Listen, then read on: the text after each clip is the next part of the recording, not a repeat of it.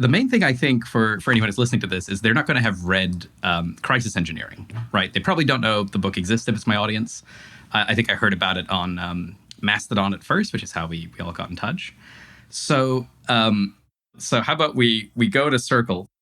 Okay, great. I'll go first. Hi, my name is Mikey Dickerson, and I was a SRE at Google for a while, which means Site Reliability Engineer.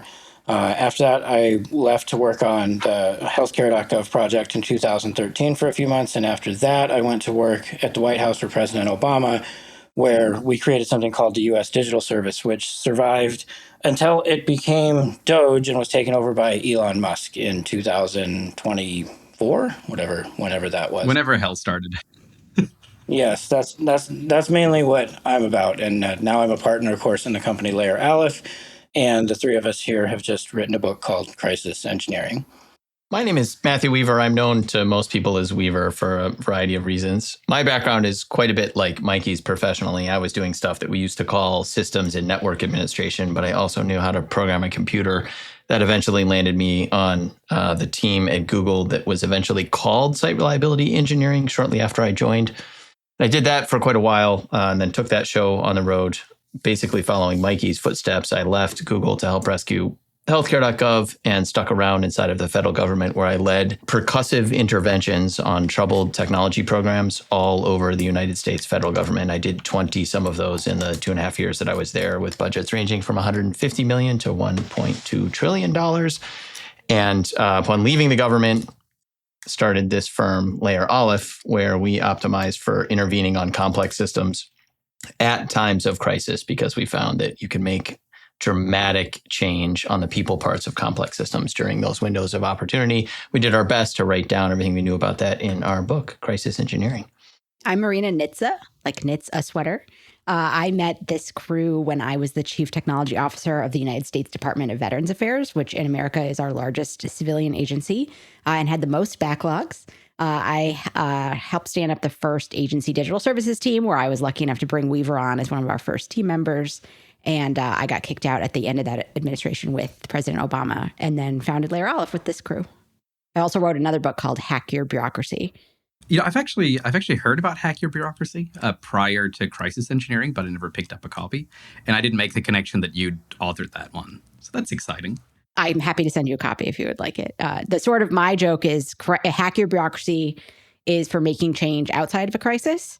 Slow, small, but often possible. And then Crisis Engineering is for making the big transformative rapid change in times of crisis. Yeah, that would be cool. I've tried to be very, very ethical with endorsements and things, and I've realized that's not fun. I think people must get a lot of dopamine by just going like, hey, this was a gift copy. And it doesn't matter if it was $15. It probably makes you feel important. So I'm very excited to start doing that. Now, I have a gigantic list of questions here, which we can just sort of work through. And then I have a list of other questions I will only ask if I'm feeling overwhelmed by the amount of experience everyone has. And they're mostly just mean Republican talking points. So just like, be careful. I don't want to crack those out. Something really interesting in the book is, first I should say, it's not about creating a crisis. It is not about literally engineering a crisis. It is about, during a time of crisis, moving things in a positive direction instead of a negative one. But to most of the people who read my blog or listen to this podcast, they would not understand that a crisis in this context is actually controversially sort of a good thing. So, like, why is a crisis a good thing to have sometimes? Yeah, I'll take that. So the thing that happens in a crisis, which we get a little formal about defining in the book because it's a word that gets thrown around a lot. You know, it often actually, when used, means like thing that made me a leader look bad or thing that made organization look bad. And we say instead that actually like a real crisis is going to be made up of some set of criteria. We think fundamental surprise, meaning something happens you were incapable of imagining happening, a disruption of some core process. So the main thing that you or your organization does no longer works. High visibility, you're on, international media every day, day in and day out. Some rigid deadline or time frame set by physics or a higher order control system like a regulator or a court. or a failure of sense making, meaning nobody has the same story about what is happening and what our relationship is to it. And when enough of those things are true, what happens inside of a complex system, which is to say something made of machines and people, is that an automatic, intuitive social process that is called sense making. It's what Daniel Kahneman called System 1 thinking in his book, Thinking Fast and Slow. It collapses. What's actually going on is that people no longer understand their circumstances. They no longer understand their relationship to the environment around them. Carl Weick, the sociologist who invented the term sense making, calls this a cosmology episode. Ian Banks calls it an outside context problem in one of his novels. And when that happens, what makes this crisis useful is that humans, individual people, are going to find a way to get back to that System 1 thinking, this automatic, intuitive social process where they have a story about their place in their environment and what the results of their actions are. And what the crisis presents is an opportunity to steer that process so that as that coherent, shared consensus reality returns, you have picked some things about what is new and different in terms of the behavior of the human parts of the complex system. And that cannot be changed quickly, as far as we can tell, under any other circumstances. You have to have that sense-making collapse in order to do it quickly. Right. And I guess the second part of that is it's only a good thing if you do engineer it successfully, right? So I've only been in tech for about 8 years now, which I think tech is the only field where that makes you a senior engineer, which is very funny. In other fields, if you've worked for 8 years, they're like, so you've just started. That's cool. So I've seen 3 crises in that time. I think 2 ransomware attacks, one at a big university here, RMIT. The other was a big hospital, Eastern Health, like they were canceling surgeries because they couldn't get systems back online. And I've seen the aftermath of it wasn't a ransomware attack. It was a data breach at a place called Latitude Financial, which is like a big... they're like less legit than a bank, but more legit than Afterpay. They're like somewhere in between. And, in those 3 crises, they sort of just freaked out and did random things. And I was an employee for 2 of them. So I had very little visibility. Like, I didn't understand what was happening, right? All I knew was they said, hey, you don't have to work for 2 weeks because the VPN doesn't even run anymore. So basically what you guys do is you come in and steer that towards some level of like actual competence, right? And even in the in some of those ransomware attacks, they benefited a little bit from the crisis. Like when the network went down, they got a lot better with connectivity to the site, which when COVID rolled around, like they had some of that capability lying around, which helped a little bit. But you were saying that major change is only possible during like a major crisis event, if it's handled well. What experiences led you to feel that way? Like, did all 3 of you work at Google, or was it just 2 of you? Just 2 of us. There is a 4th partner in the firm, Carla, and she also has some time at Google in her background, but Marina did not work there. I mean, the short and snappy answer to that question is like, I tried on a long list of very large complex systems and discovered empirically by using every tool and lever that I ever had any access to make significant change to the, habituated behavior of the human parts of those systems and failed. I have not, by my own hand, ever seen rapid change to the people parts of a system work inside of a complex system, nor have I watched anyone else do it. I've never seen it done. I would be excited, actually. Like, I would be delighted to finally end up someplace where someone was making like positive, transformative change to the human parts of a system without being in a crisis circumstance. I talk a lot to people from Pivotal Software out in the US, and because their thing was extreme programming consulting for big enterprise. And I was very optimistic. Like my team's a extreme programming team. And finally, after doing it for 6 months, having a great time, I went to the Pivotal guys and they went, cool, now that we're doing it internally, how do you teach this to clients so that they change? And they went, oh, you don't. You can work really hard for about a year and they'll probably keep about 2% of it. Would that be enough to make you happy? Well, no, that sounds miserable. That's what we saw happen with Agile religion, with all the other religions that came along in the last 10, 15 years. And to your question about how did you become convinced that a crisis is really necessary, kind of what we went through, certainly what I went through is we did this healthcare.gov project in 2013, and in about 15,000 interviews since then, I've been asked okay, so great that you guys were able to straighten that out, great success. What do we do now to make sure that there's never another healthcare.gov like that?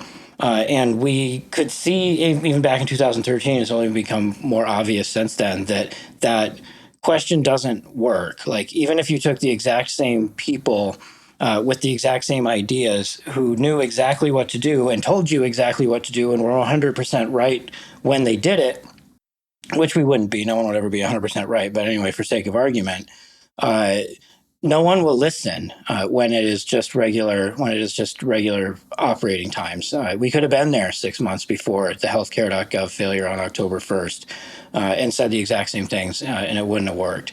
So, and then we did U.S. Digital Service, and we've done, as Weaver mentioned, between USDS and this company that we are right now, Layer Aleph, probably 30 to 50 or so intervention style projects. And some of them work and some of them not so much. And so 2 or 3 years ago, we started trying to think hard about why is that? What makes the ones that work different from the ones that didn't? And for a while I would do these conference appearances and stuff. And for a while I would say that the key is just attention from the executive, because that was the thing that USDS and the healthcare.gov project had.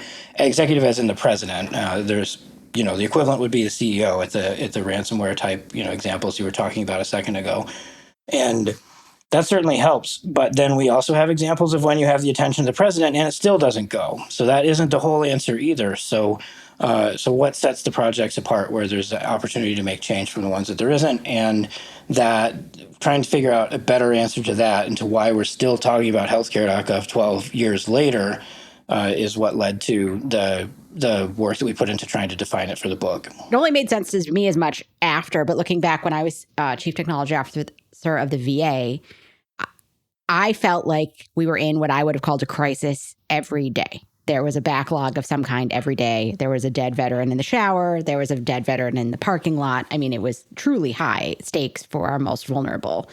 And to Mikey's point, like, I had amazing leadership all the way through the president. Like, there was no evil guy on the 11th floor. That actually would have been so much easier because we all could have taken turns locking him in the closet and like getting our work done. But it was watching like, okay, this isn't a crisis. This is, everybody's sipping their coffee at a usual pace, Tuesday, Wednesday, Thursday. But suddenly something has changed on Friday. And now the VA is suddenly making very rapid changes. What is it about that? And it was not really until we were able to look retrospectively back at that over the 5 years that we were able to tease out some of the indicators. Yeah, that's interesting. Our lawyer, Ian McLaren, he gave me a book a while ago when we started the company, and I think it was called High Velocity Culture Change. And I was totally new to running a business, and he went, "This is the thing some CEOs give their staff when they're, running a digital transformation."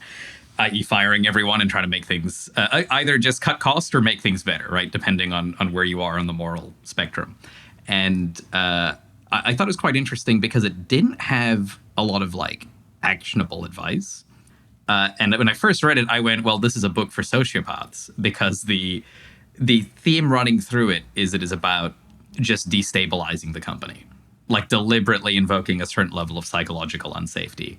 When I read it, I went, oh, well, this is for insane people, right? Like this doesn't seem right. But like after reading your book, I'm like, well, actually, it's about even if leadership isn't that feeling of crisis, it's about instilling the sense of crisis in the rest of the organization. Now, the way the book does it might not be the correct way. It seemed like the maximally cruel way, but it worked, right? It was about causing a failure of sense making and having everyone turn up and go, this is not business as usual. It's great that book exists because they're of the two questions we get the most at every single book signing or anything like that. The one of them is, okay, this is how, say I believe you. Now, how do I create a crisis so that I can then create the change that I want to make? And we don't really have an answer to that because we don't have much experience trying to do that, being, we think, not sociopaths, but it clearly can be done because what you just described is kind of the way to go about it, and it's kind of the Doge operating model. If any, I don't know if your audience cares, but that's what Elon Musk was up to in the first year of the Trump administration.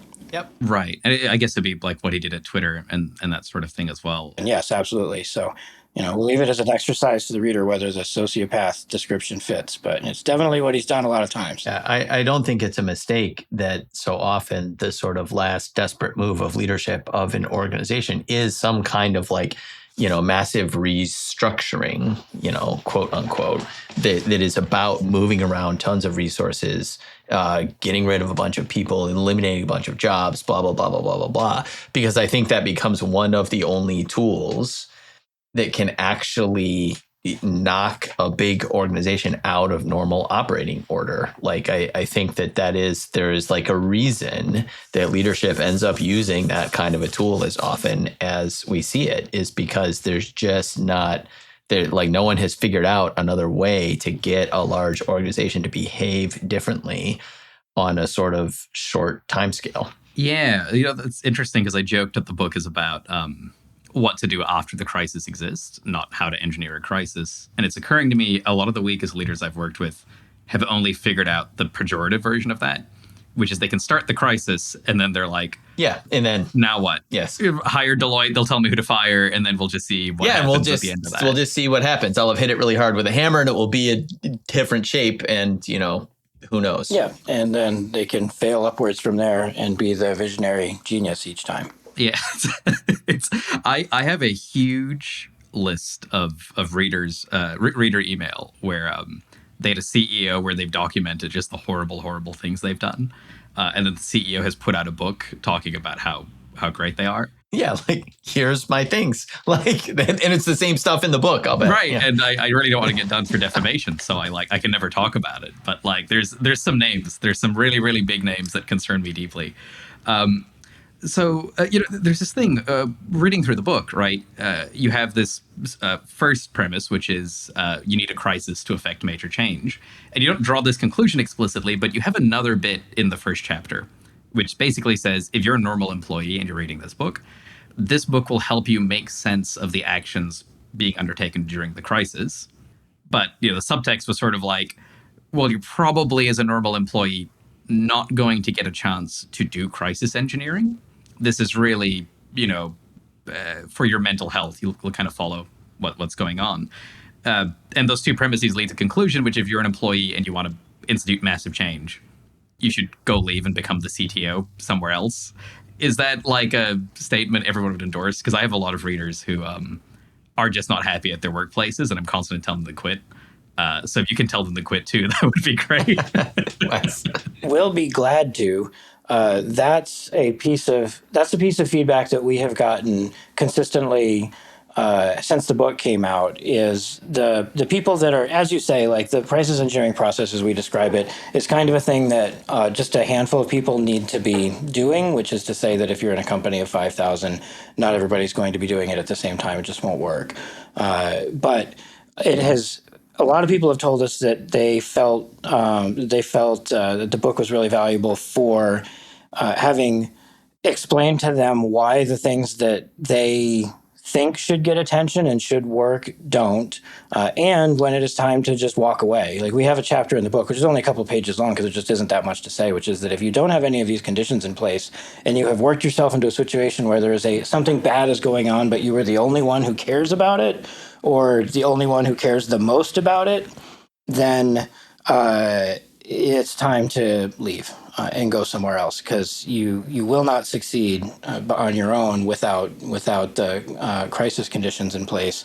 You will succeed in making yourself miserable, which, like, I have needed to be taught that many times, apparently, and I'm trying not to be taught it more times in the future. We have also all done a fair amount of counseling of the type you just described, which is one-on-one with people, arriving at a place where we're like, yes, the next right thing for you to do is make some kind of major change in your life, like quitting your job, changing what you are doing with your waking hours.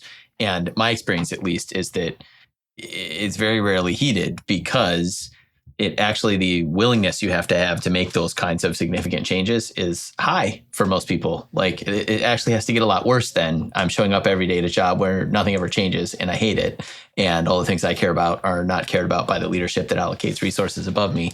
People show up for that for a very long time until other things in their life get to a place where they are sufficiently uncomfortable and willing to make, big changes. Yeah. We know people that have been doing that for 25 years at Google, I believe literally, or at least very close. That's what can happen.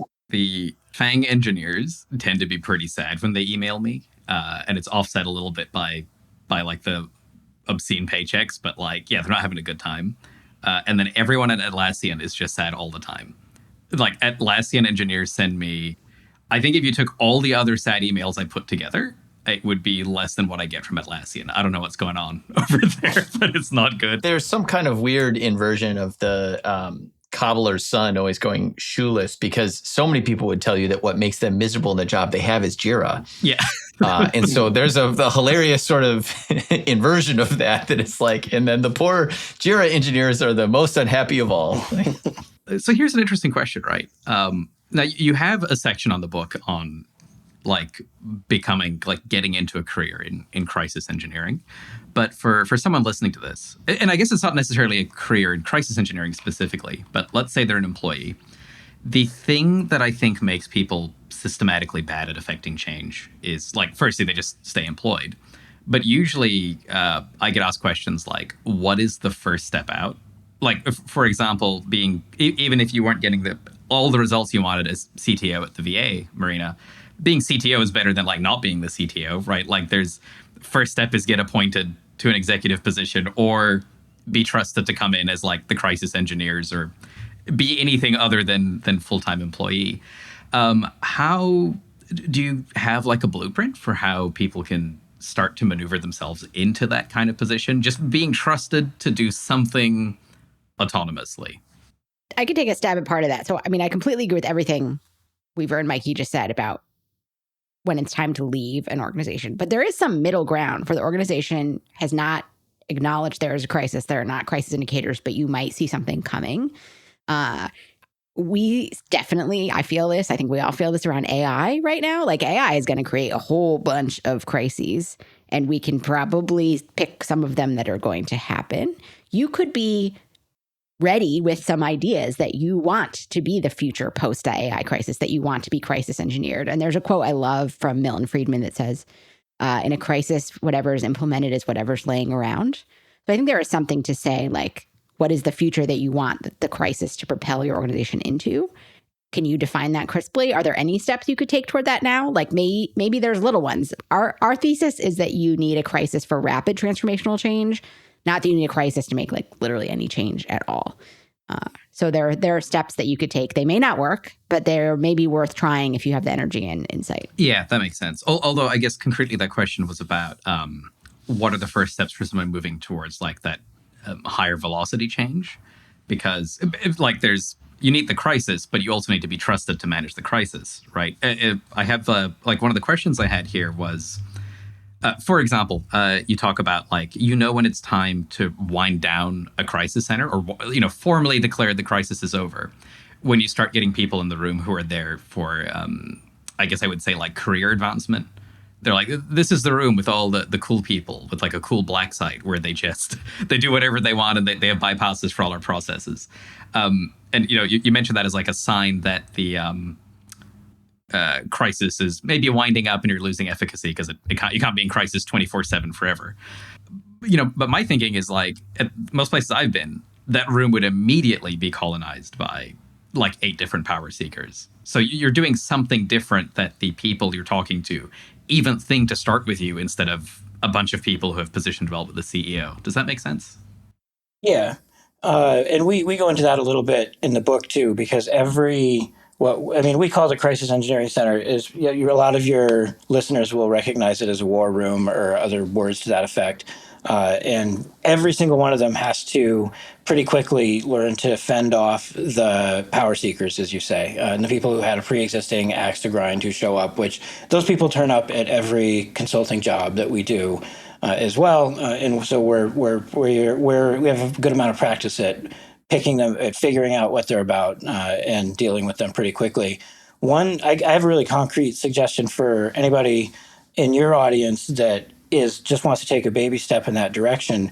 There is a paper. The title is "Moving Off the Map," and it's by Ruth Ann Huising, which I may be pronouncing wrong, but it's Huising. And what she studied specifically was people that had a regular power position in the hierarchy. So imagine they were like a line manager or a senior engineer or something like that. And for reasons of circumstance, moved into an informal power position. The examples are in the places we've worked at Google. This would be like a TPM, a technical project manager, at a sufficiently senior level. They would get handed some kind of task that is messy and cross-domain and doesn't have an obvious owner, and they're going to need to be creative about marshaling resources to get it done. That kind of task. And what she reported is that surprisingly, most of the people who make that change once don't go back to their old position. They aren't interested anymore in going back to where they were working before.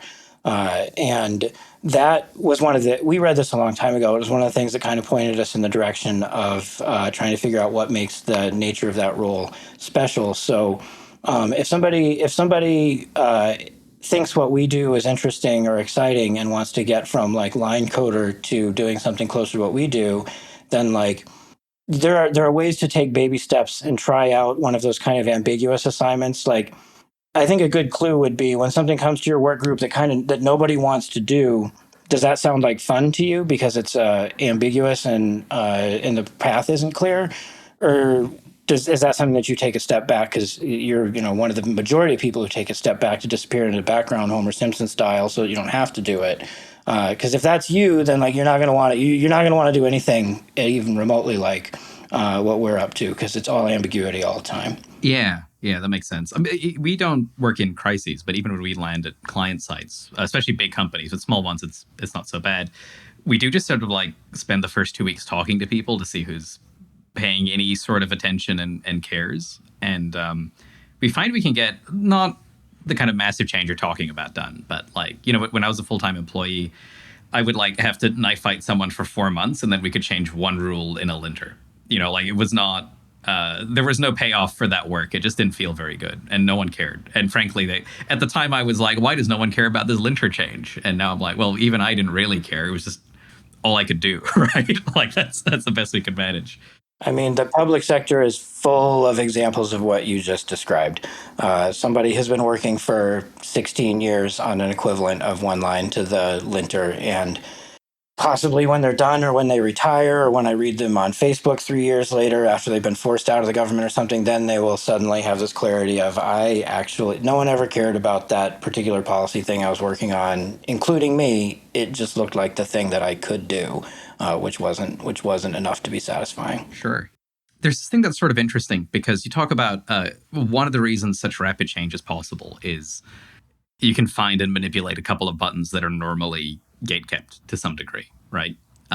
We have found we've had a little bit of success with some sort of change at institutions now I think about it, because usually when we land, we find no matter what the institution is, even if it's like a big government department, there ultimately is some guy who has like the admin button in some system. And even outside of the crisis system, if like you buy him enough steak, like he'll click the buttons for you, right? Like it is usually sort of possible. But what we found interesting is usually as well, like whatever change you're trying to implement, the department in question will just assume it's not possible. And when you ask them why it's not possible, they'll have reasons. And when we interrogate them, they turn out to be like literally completely untrue. So that they'll say something like, well, no one on this team can have local admin on a laptop. And then you finally find the chief security officer and he goes, that has not been true for like 12 years. And like 40 different people have told you this and said they've tried it. Yeah, so like, I wonder to what degree things are just possible by not worrying about getting in trouble as well, outside of a crisis. In general, we found just doing things, if you just do it, like there's like kind of no consequence most of the time, as long as you don't cause like a data breach. That's like a localized version of the thing that you get during a crisis, which is like it's like a radical shuffling of incentive frameworks. And so it's absolutely the case that like step zero if you really are dissatisfied with what's going on around you and you're interested in doing, like, here is an ambiguous project. And it's the sort of thing that you can choose to run towards instead of hiding from. Go see what you can get done when you no longer care about getting in trouble. When you no longer care about your annual performance review, when you no longer care about what your management thinks of you, et cetera. Like that is a very powerful, localized shuffling of incentive frameworks that can lead to exactly the kind of thing you're talking about. It's like, just go find the person who can press the button and get the button pressed, right? And see what happens. Right. But that'll like fix the deployment pipeline. It won't like change the type of work a team consumes. Correct. Yeah, this strategy may have some negative. This may have some downsides, which we won't have time to cover. But like, I think it probably covers all of us here, Weaver and Marina and I. That like, if we have any superpower, it's been that every job we've ever had, we kind of didn't like, and we're kind of hoping we would get fired. And if you're kind of halfway hoping you'll get fired, then like the sky's the limit. Like, fucking go for it. Yeah, I think everyone I hang out with has been, if not fired, like encouraged to leave at least once. And it's really weird because it's I think a lot of people have this conception of it as like an apocalypse scenario, like, oh, you're gonna be out in the streets in like 2 weeks. Every single time I've seen that happen, the person has got like a 40% raise and it's been fine, right? Like there's been no problem. That's been true for a long time. If you were pursuing like job title increases and salary increases, that's been the way to do it in Silicon Valley for a long time anyway. So to be clear, we're talking about just go for like making those positive changes that need to happen. There's obviously ways to get yourself fired very quickly, which will not lead to you getting quickly rehired in a better situation. Right. It's also something as a consultant, I think you can get more of those wins because you can come in as the quote unquote new guy and also way less risk. I can come in and be like, why can't I have admin on this laptop? And then they'll be like, I don't know, Joe said it. And then you can kind of follow that lead. Whereas someone that's been there for 13 years, like it may not even occur to them to question the reality. But then again, you're just changing admin access on your one laptop. You're not like fundamentally changing your system security. Yeah. In fact, generally we found we've had to deliberately withhold some of the improvements from other parts of the organization. So like we'll figure out how to get admin access for the 5 people we need to work with. And the team next to us will suddenly go, hey, I saw someone running Rust on their laptop. Like, how did you do that? Like, we're not allowed to use Rust here. And we've just sort of had to go, well, sorry, man, it's not for you. And it's because if everyone started asking, like on the face of it, it's good for the organization because people can use the tools they need to get stuff done. But that would turn it into like the action would be too visible, and some cranky person would go, "Why is everyone having fun over there? That's not allowed here. We don't do fun over here. We don't do productivity. Like everyone needs to look sad and be in a cubicle." That's what I'm comfortable with. Are you sure you don't work for the federal government? I mean, you might as well. Everything that you're describing. We've worked with a couple of state governments, and there can be that vibe. And it's really all over the place, right? Like I would say about half the time we've said, hey, just give everyone local admin. And they've gone, oh, we didn't know that was important, right? And sometimes it's something silly. They'll just go like, we didn't realize a data scientist was a type of programmer, so we didn't give them programmer privileges. And other times they'll go like, no. And in fact, because you've asked, we're going to review all the permissions and lock things down even more. Thanks for drawing our attention. Yes, we're like, not only no, we're going to go find where it is and turn all that off too. Yeah, here's a different question.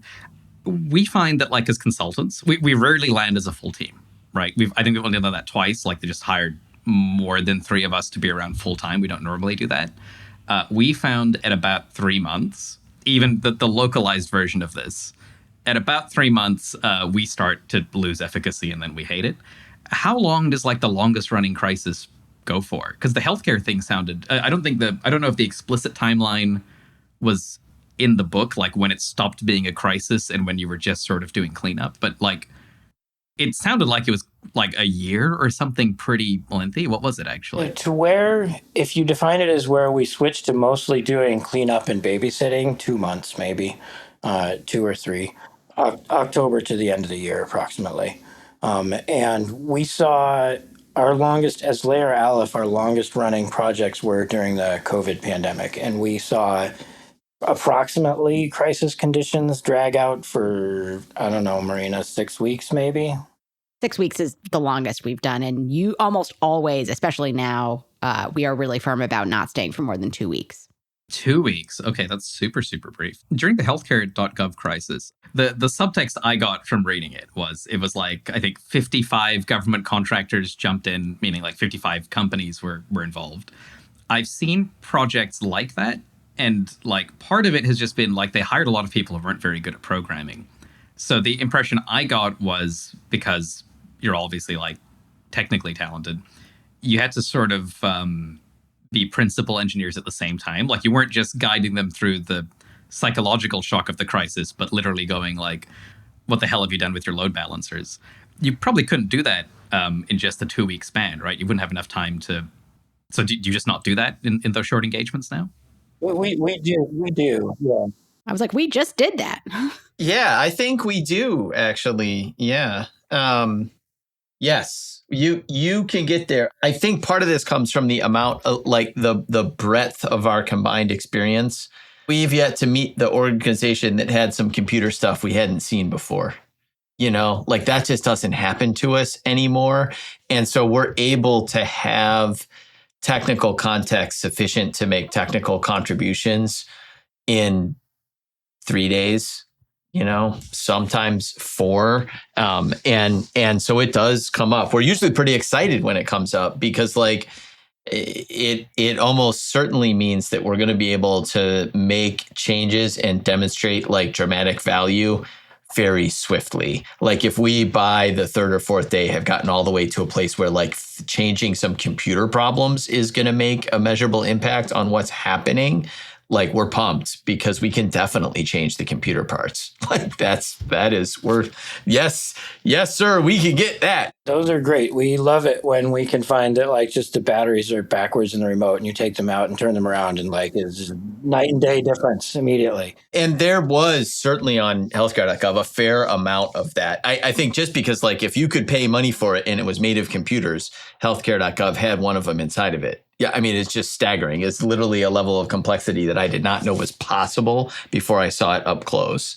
And so there was plenty of like bisecting the contracting companies and the personnel and all that alongside the technical systems, and then finding some component that had some boundaries you could look at the edges of and see what was going into it and what was coming out of it. And then also once you looked at the component, it was insanely configured. You know, it was insanely configured. It was insanely programmed. Take your pick. All of those things were true, you know, and so it's both of those things at the same time. We tried to hum a few bars about this a little bit in the book about this idea that like, when you're interacting with a complex system under crisis conditions, you sort of have to be working at different scales and different timeframes all at the same time, because it's exactly like that. You're not only doing this psychological shepherding of staff, you now are also maybe whatever, it was almost always a load balancer on healthcare.gov, or it's the, you know, Python pipeline that's spinning up ML jobs, or it's the test harness for the batch job hacked together around the edges of the mainframe that tracks all the dollars. Like it is both that thing,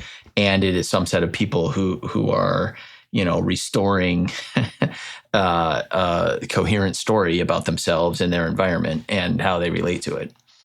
Sorry, if I could, I'll say a word in defense of the big contractors, just because we do believe this and we almost never get it on the record, and we should be more careful about it. It's like a surprising, we were surprised at the beginning, at the outset, to find that all of the biggest, slowest, lamest companies we all hate, that we've worked with before, they all have people in them that are really good. They have some.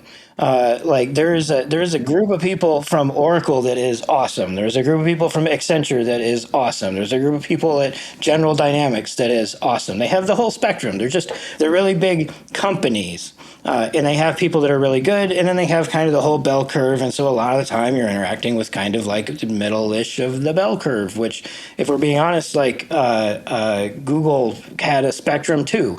And I don't know if I would bet on if the center of the bell curve is higher or lower than at GDIT. It's not obvious. In both cases, there's just a lot of variation. So like, it's true that like we were able to help with a bunch of things that we had specific experience with. Like you mentioned the load balancing algorithm.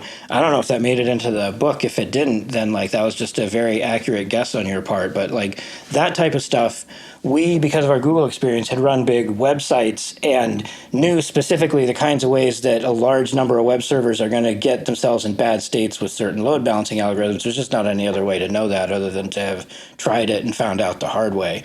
So like we had contributions like that sometimes, but most of what was happening with healthcare.gov was just nothing was coordinated.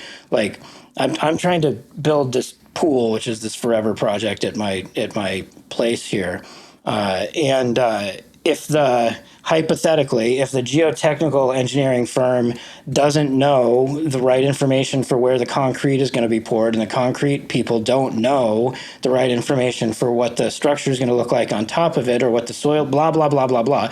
If all the information that each of these people needs isn't in the right place for them to get it at the right time, then it isn't going to matter how good the concrete company is or how good the geotech company is, because it isn't going to work. Yeah, right. Like that, they're operating in a context. Like we did some work reviewing some work from Deloitte recently, and I was like impressed with the kind of code quality relative to what I've seen before. Although I guess it's also 2026, so I don't know if they like did it or they went Claude do this for me. So it's a little bit, it's hard to tell. I kind of don't care, right? Like whatever. As long as it works. The problem is it didn't work. So it's like it almost worked.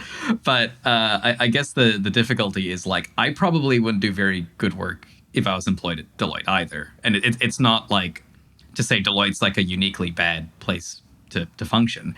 I think it's a pretty normal place to function.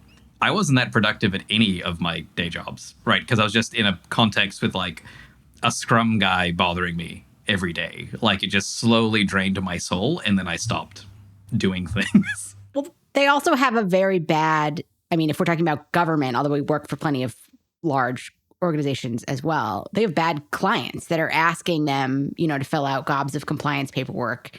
The 55 contractors, I mean, gosh, which HHS a really bad client. They didn't know what they were asking for. They had never done it before. They had diagrams on the wall that were not true. They had status reports that were green right up until launch. So I believe also many of these contractors are operating in response to what their clients are asking for, which is generally like compliance paperwork and not a coherent functioning system that delivers outcomes to end users.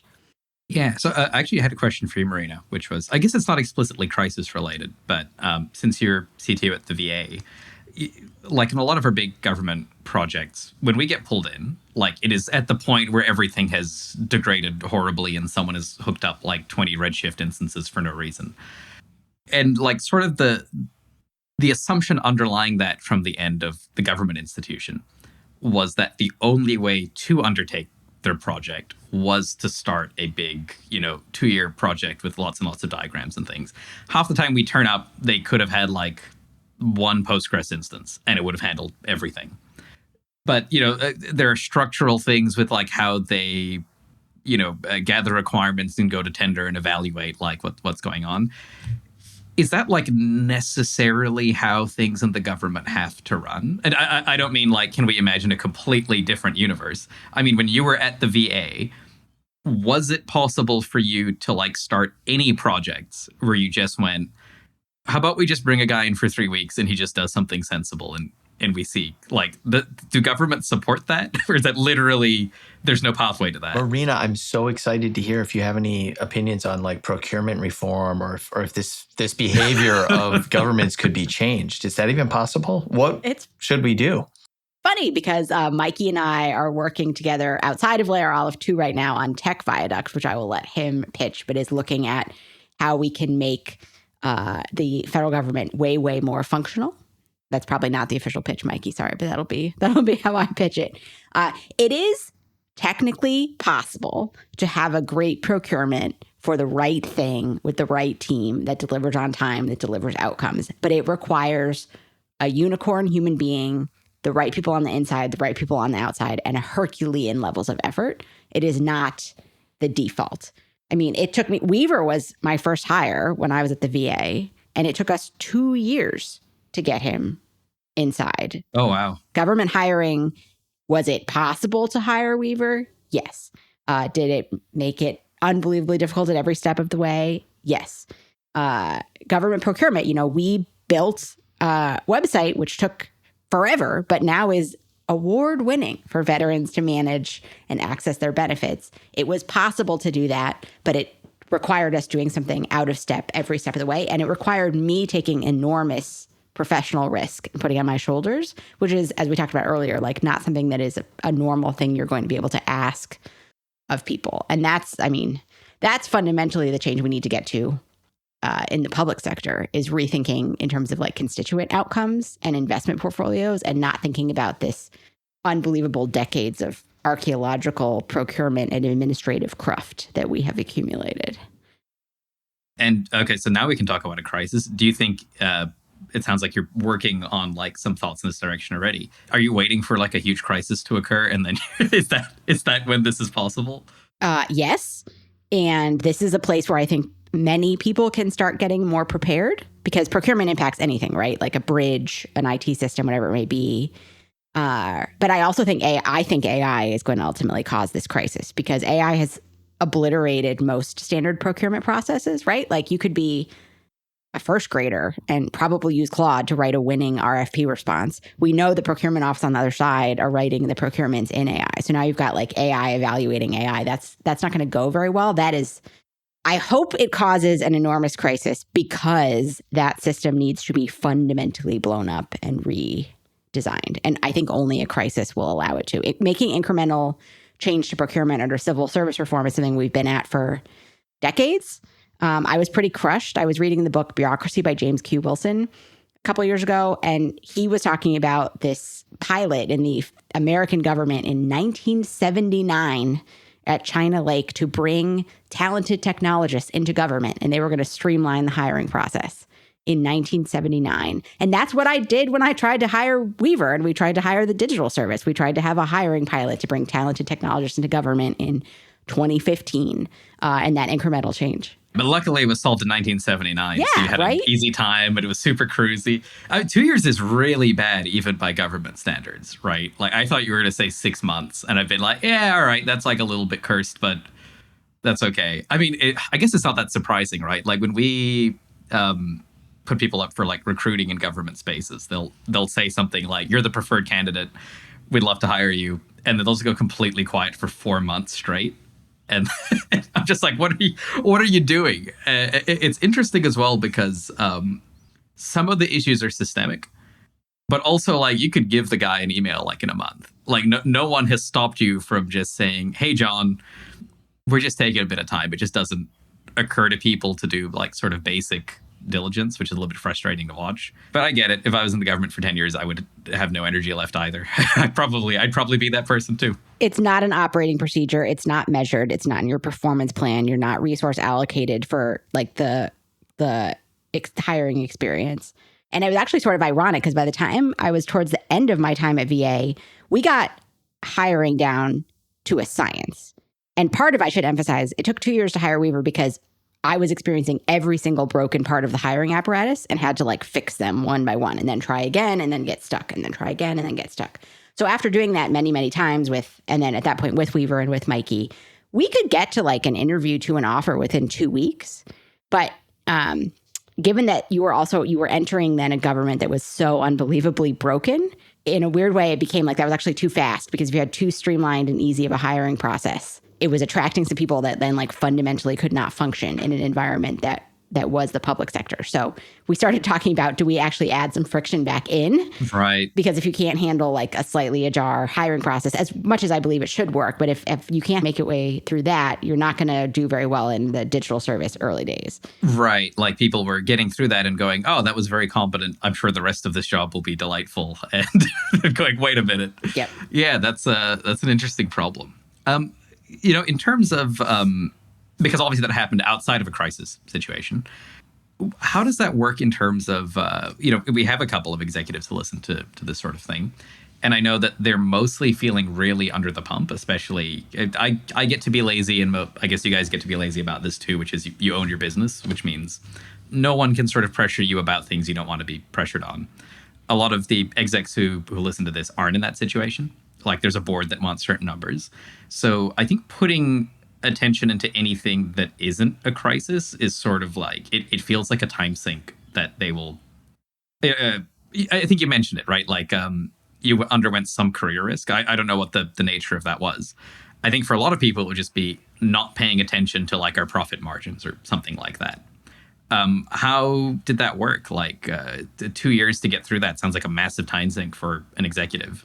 And I suspect if you told someone it was just trying to hire Weaver, they'd go, "What?" They wouldn't understand why that was so important.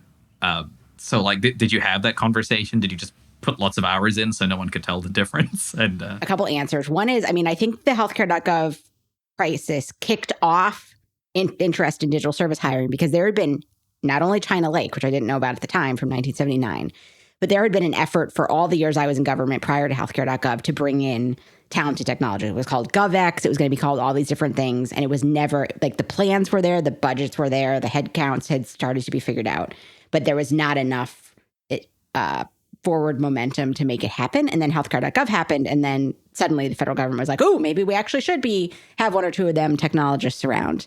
Now that crisis spurred it, but it didn't get us all the way through to the end. Another piece is, like, this may sound weird to the listener, but when I was chief technology officer of the VA, I would not say that on paper or in any performance plan, I was held accountable to get anything done. I was just thinking part of what made it work is, like, fundamentally most executives at the VA know that what they've been handed is like the worst possible job, and like success is simply like not ending up on the news every night as the face that's responsible for veterans dying under their country's care. My pitch when Marina got me hired and we're trying to build out a team with some more people on it to get a few things done is I always told folks, like, yeah, of course, it's this huge career risk for you and this giant pay cut. But here's the great news. Like, the patient is already dead. So you've got an opportunity to try some things here and see if you can help, because it is almost impossible to make things worse. And so part of how Marina gets away with this 2 years trying to make a thing happen is that mostly nobody cared whether she did anything at all, because she was there to absorb liability for the next bad thing to happen. You know, like, that was the actual job description of an executive at the VA. Wow, that's horrific. That's a way worse answer than I was hoping. I mean, it was a great answer, but we can go in this direction for a while if you want to. Yeah, I'm super fun at parties, but I mean, that's, yeah, and the VA is particularly bad in this respect. It's a particularly dysfunctional organization with a particularly crisp and understandable bureaucratic mission, you know, to care for the veteran, the orphan, and the widow, and has been a dysfunctional bureaucracy for a very long time in this country, like since the Civil War, more or less. Yeah, it's because I'm not American, right? So I didn't really have any context for the VA. It's just when I heard Marina was CTO, all I knew was I went, "Oh, that's bad, isn't it?" Like, yeah. I've definitely heard unpleasant things about this. Surely there's some Australian government equivalent. I don't know what it is, but the most reviled and dreaded bureaucratic body inside of the Australian government, there's got to be something. Oh, gosh, I don't even know. I have a funny story I can talk about because I wasn't a client of theirs. But when I was a full-time employee at like the Victorian Fire Service, they had a lot of governance around things. So we have these big signs out in the country, and it tells you how much fire risk you've got, right? So on a normal day, it's green, and it goes all the way up to red. Maybe this is super normal in the US, but in Malaysia, we don't have those. We have them too. Okay, yeah. Cool. So in Malaysia, I was like, whoa, what the hell are these? And they have a lot of rules around how you calculate fire risk. And someone on my team, outside of the context of working at our company, was doing some data engineering there.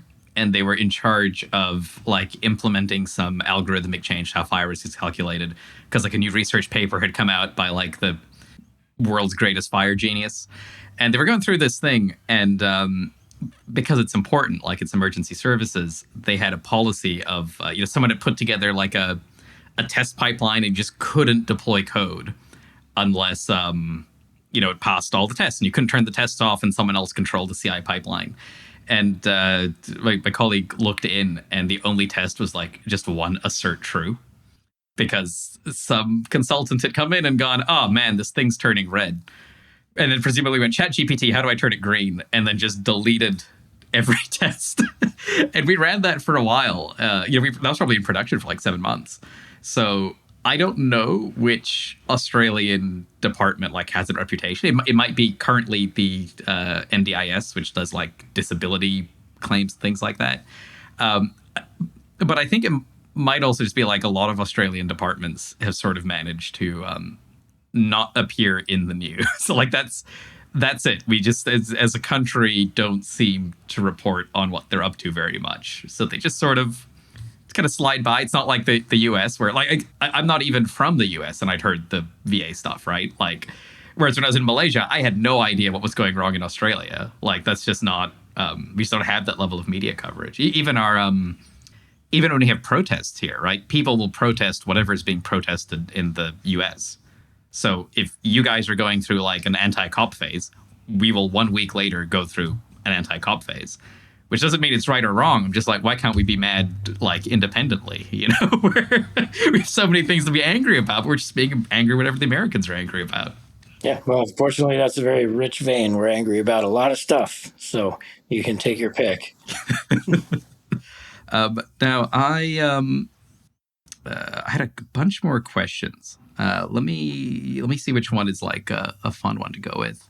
This is an interesting one because one of the examples in the book was talking about the 3 Mile Island reactor meltdown, which was really interesting. So I didn't know anything about it really. I did a really good job writing about it. Although the subtext that was that disaster led to like the nuclear programs in the U.S. being shut down. And it was sort of implicit that this was kind of a bad thing. But as I was reading through it, I was sort of thinking, well, actually, this sounds like it was maybe not ultra competently run, but I don't think it's possible to be truly incompetent and build a working nuclear reactor. Like they tried really hard, right? There were so many levels of failsafe and it still didn't work out. And I don't know if someone could have been trained to react correctly in 10 seconds, given the 2 million. You can already have the number of dials on the wall and it's still too complicated to troubleshoot a system that complex. So I kind of left that and I thought, isn't it maybe right that some super complex things get shut down, especially if they rely on like sub 1 minute responses to not blow up a city or something? Have you read Charles Perrow? And his most famous book is Normal Accidents, but there are others. I have not. I will write that down. You were saying almost exactly what his argument adds up to. And he backed away from this towards the end of it. This is a well-known thing. And there was this moment in the kind of 70s, 80s we went through. There was the Rachel Carson, there was the Silent Spring, there was the population bomb, there was the limits to growth. If you remember the Donella Meadows, there's the MIT forecast of there was a lot of doom and gloom about the population is going to exceed our resources to support it, and our technology isn't going to save us because we're real bad at it and we can't make it go. And I don't know if my optimism extends as far as there's no such thing as a complex technology that should just be forbidden for us to touch because it's beyond us and we shouldn't mess with it. Someone might be able to think of an example that I would agree you're right, like we should just never do that. You're right that the tone in the book and at least for myself, and the others can't disagree that much, or they would have said so along the way, that we kind of see that as a dumb outcome from the 3 Mile Island accident for a couple of reasons. The one is that when we abandoned the nuclear power technology, what happened instead was not that we all like learned to conserve energy and live within our means and be responsible and take care of the planet. That's not what happened. We just spent 40 years building more coal and more fossil fuels. So we went strictly worse. And all of those energy technologies are dangerous. And I had a whole, I taught a class once where we covered some of this, and I tried to get the students interested to argue about it, whichever side they wanted to argue. I don't know. It's just, your job as a professor is mostly to try to get the students to be interested in anything, period, at any time. So I had all this information that was like, even if you are talking about only the deaths caused by the radiation release from coal mining, because you dig up these minerals and there is radiation release associated with that. The coal industry still kills more people in some short span of time, might be per year. I'm not 100% sure, but the coal industry kills a lot more people than the entire history of the nuclear industry has done. So, like, the counter argument I would make to the fact that that reactor generation, and this is what made me think of Charles Perrow. You were describing it in almost exactly his words. It is an example of a system which is very tightly coupled and very brittle. And you're going to create these situations where you're expecting somebody to react in a few seconds. And I agree with you as far as like we're never going to be able to pull that off. The people that were put in that situation in the 3 Mile Island reactor control room, you could run that simulation. You could run that Kobayashi Maru scenario 100,000 times with 100,000 different crews, and unlikely that any would have sorted it out. It was an impossible situation they were put in. But one, that was a very early reactor design, and there are better ways to do it that just don't fail in those ways that require such close active management. So it's interesting, some of the micro scale stuff, Antares and NewScale and companies that are getting back into this business now because AI, which is a whole other can of worms. But since AI happened, suddenly we're able to throw caution to the wind on everything that we used to care about for the last 50 years. And anyway, my other stronger point is all of that stuff in the end, it worked. Nobody was hurt on the scene of the 3 Mile Island accident, and that is the worst nuclear accident that we ever managed to cook up for ourselves in this country. There was, of course, Chernobyl, not quite the same story, but in this country, 3 Mile Island was the absolute bottom of that arc, and no one was hurt that day. And this is covered in the book a little bit. But there's still some argument. So if someone is going to, get super agitated and yell at me that the long-term effects in the county, blah, blah, blah, blah, blah, I'm mostly just going to let them rant and not bother to try to fight with them. But there's decent evidence to say that it didn't do any long-term damage to the surrounding area either. So there's definitely a building, and we have I think the picture on the back of the book is us standing in front of it. It is. It's us at 3 Mile Island. And there's definitely a building in just outside Middletown, Pennsylvania, on, as it turns out, an island called 3 Mile Island that you cannot go to, that we're not going to be able to visit for a really long time. But if you just don't go to that one place, we didn't hurt anybody other than that, and that was the worst accident that the industry had before we effectively put it on ice 40 years ago. That's actually an interesting way to think about it, because I was thinking of the meltdown as like a terrible, terrible outcome. I actually don't know how close that was to being substantially worse. I don't know what like the list of trajectory was, if there was like any version that hurt tons of people, or actually, I can't remember how many fail safes it was that went bad in a row. It was several. It was a good 3 or 4 things that should not have failed that did fail. Like, that's absolutely true. But in the end, the pressure vessels inside a giant concrete building that was built to be extremely sturdy, just in case something that we had absolutely no ability to predict went wrong, and it did. And the building did its job, and the core was contained to that and the basement that it melted down into. So it's pretty difficult to construct a failure that looks like a nuclear bomb. I'm not, I don't have a PhD in reactor design, so maybe one of your listeners does and they can tell us. But like, I do know that what drove the fear of the nuclear power industry and the intense opposition, which drove a lot of the fear mongering about it, which affected all of us. I'm judging just from the pictures I see on the screen here, but I don't think you're any older than us. And it definitely affected all of us well into our elementary school years, the civil service drills, that kind of thing. All of that was a deliberate strategy by people who were really opposed to nuclear weapons. And deliberately conflated the peaceful power energy, Eisenhower's whole thing, Atoms for Peace. I got posters in my building here from the Atoms for Peace program, and that was again, this was the Silent Spring population bomb era, and it was felt by environmentalists and people who were of that mindset that the best way to get nuclear weapons dismantled, shut down, taken off the table is to demonize the entire technology, and so the nuclear power industry had to be a collateral damage in that. And we read a bunch about that in the exhibit that they put together that they still have in the Pennsylvania House of Representatives up on the like fourth floor or something. They have a whole bunch of artifacts they saved from the 3 Mile Island accident. Yeah, okay. I suppose, what I was thinking was, should we be worried about anything where tail risk would be disastrous? But I guess in this context, I was thinking about it the wrong way, which is I was thinking, oh, that could have been much worse.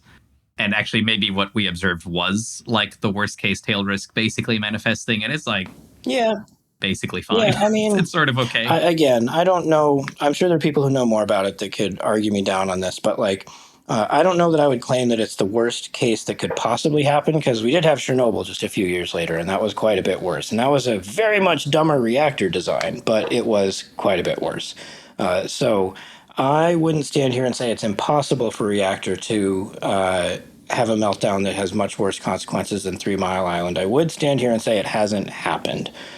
With the amount of years and the experience we have with the technology, it hasn't happened yet. So, something that was mentioned in the book was like before that reactor meltdown, there'd been one previously. And also, it's not the nuclear component's not important. We're back to crisis stuff now. Although I'm hoping I get some hate mail. Like I think I'm out of like tech topics to get hated on. Like all the Scrum people have already had a go at me. So now if I could get like some anti-nuclear people on here, that'd be really exciting. But yeah, so the in the book it was mentioned there's actually a pretty similar. It wasn't a meltdown, but it was like a near miss through pretty similar mechanisms previously. And because nothing happened, you sort of got like a normal government response where a bunch of people went like, something happened, it's okay now. Let's not look into this and no one should get fired, right? Like it just got glossed over. Now, the mechanism for making the systems more robust over time is learning from that. But in the book, you noted that like institutionally, we don't seem to be capable of doing that outside of the crisis actually happening. And crises happen at a pretty low cadence, right? And within the sphere of a crisis, like, if you have a data breach at a company, that's probably a chance to uplift security posture at the company if you manage it correctly. But you're probably not going to go in there and like completely re-architect how the whole thing works. It's going to be like a little bit localized with some positive side effects. Like you're not going to change how they do older delivery forever, probably. In this context, like, what does a pathway to more resilient systems and thinking look like in the long term? Because there's like only 4 of you. You can't physically attend every crisis on the planet like all the time. And even then you would only be able to institute change in like the bit undergoing crisis, right?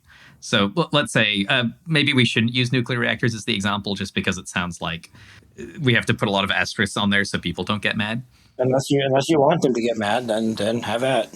Unless we do, okay, we'll just do it so I don't have to think of a better example, right? Like if we were running with that case and we wanted our systems to get more resilient over time, obviously people who've listened to this can hire you guys to come in and fix problems. Like they should think crisis, give you a ring. That's not like a global strategy though, right? Like that's a pretty localized thing. Do you have thoughts on like what this might look like elsewhere? Have you ever seen an organization that is able to, even if it's a small one, drive themselves towards like dissolving their own sense making, maybe not at will, but like without needing a massive data breach? And does the question make sense? It's sort of trailing off, but I'm basically going, can you do crisis things outside of a crisis? And is that possible systematically? I mean, I've got another sunshiny answer. I don't think so. Here's the great news. As far as I can tell, more or less 100% of the complex systems that we, a species, have built on the planet that are making our civilization run are in a period of history where they are going to see only an increasing rate of critical circumstances due to geopolitics, climate change, all the rest of it. Like actually what's happening is that all complex systems and the organizations responsible for them are encountering crisis more frequently per unit time. And I think we've got a ways to go on that before it slows down. So my sunshiny answer is that actually tons of organizations are coming into a history where they are going to have tons of opportunities to make dramatic change because they are going to be existentially disrupted by circumstances. So that's the sunshiny part. I mean, the other part is... Yeah, that's the good news. Yeah. Because that is what they will do by default. Yeah. And a bunch of them will. I think that's one of the outcomes. So here's kind of the optimistic take, right? Which is one of the things that a crisis does is clarify for all involved what the complex system, what the purpose of it actually is, what actually mattered, which is rarely, there's a great Stafford Beer line. He's one of these cyberneticists from the 50s that figured all this stuff out when complex systems were first getting to be that way. The purpose of a system is what it does. One of the things that happens to an organization in a crisis most of the time is that there is a clarifying moment where we discover what actually mattered that this organization did, like what the complex system we were responsible for actually did. And so I think that part of how that plays out in reality is that tons of systems will be poorly managed through crisis, and we will discover that the things that they did were not important or actively harmful. And they will not proceed successfully through crisis, and that's maybe fine. Yeah, it's an interesting inversion because I've come from psychology, and you can't say this because it's not the right time to say it when someone's undergoing a personal crisis. But like when someone goes, "Oh my God, my partner left me because I've been a total slob for 8 years," what you have to say is, "I'm so sorry that happened." But inside, I'm like, "It's so great. You're gonna stop smoking. Like you're gonna lose all this weight. You're gonna get the 6-pack back. It's gonna be incredible, man." I have a very small number of very close friendships, and I am famous for saying congratulations when someone calls me and tells me that their relationship finally ended or their life came apart at the seams. I'm like, congratulations, great news. Like everything's going to get better now. There are a bunch of things that you needed to change and you weren't going to change them until that happened. And that would be another whole other 2-hour podcast. But like all of us who wrote the book, I have personal experience that backs that up, that crises work out the same at whether they're on scale of one person or many. But another stab at your question of how are we going to get better at this across the board is that's something we've been talking about in bafflement since the early days that we were sitting around at lunch at SRE in 2004, 5, 6, those years, because it sure felt to us, and obviously there's a certain amount of self-aggrandizement going on here and the huge paychecks help, but it sure felt to us like there was not enough people who were able to fix what seemed to us like very important systems at the time, which was like Google search and Google ads, because that's what we're getting paid to maintain. And the quantity of people that knew how to troubleshoot and maintain and improvise to keep those things running, which is what it takes all day, every day, is not very many. And we don't really know how to make more of them. That's the thing we've been worrying about for that's 20 years now. And we, as you mentioned, again, sticking with the self-aggrandizement theme, let's say for a second that the 4 of us are really useful people in a situation like this. We try our best. We like to think we're pretty good, but we don't at all want there to just be 4 of us. We tried to make it come across in the book as strongly as we could that we're not magic. We've had a certain set of weird experiences that we're going to transmit as best we can, and try to get more people to understand what we think are the laws of physics around how people behave under pressure and how sense making works and how it breaks down and how that leads to change and so forth. And if we could get a whole lot of people to understand it, and if they don't like our version, then we are pretty happy with some of the other stuff that has been lost along the way here. Like Weaver mentioned, the cybernetic Stafford beer was a whole other branch of, it could have been a completely different computer science than what we did end up with, which was much more math and engineering inflected.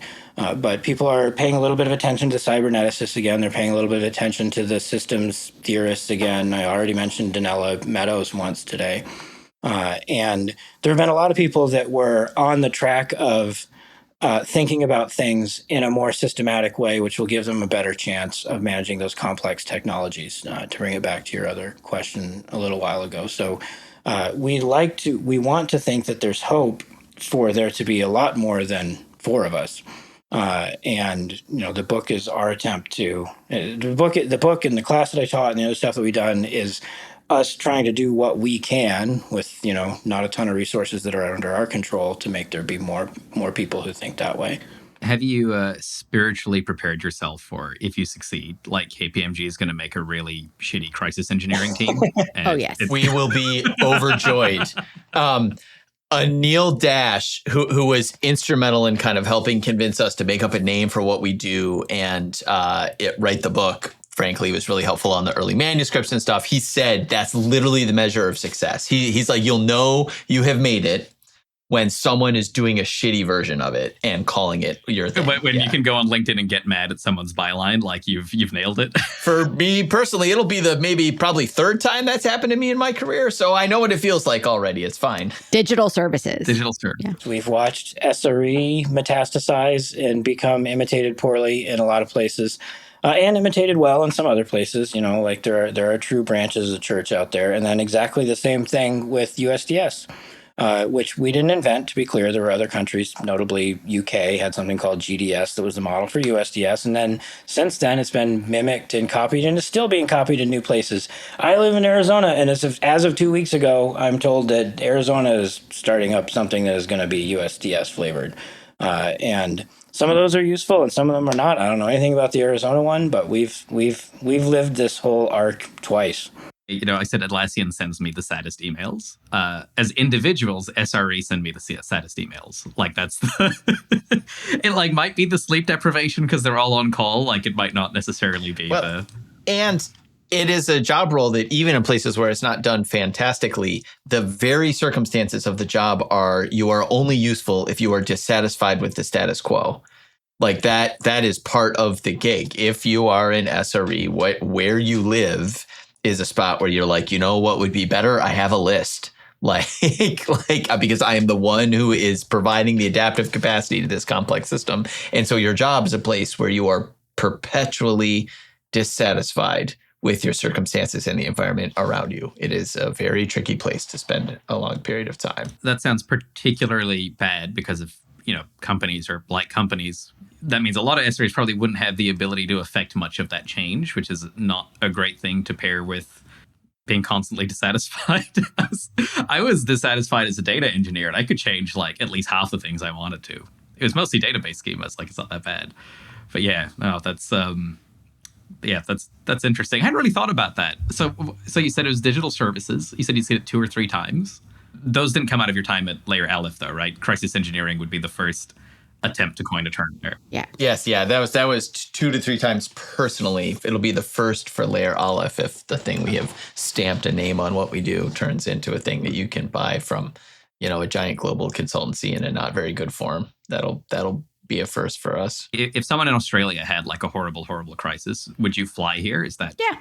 Absolutely. In fact, we just this year completed our first international gig. So we did a job overseas earlier this year in the UK.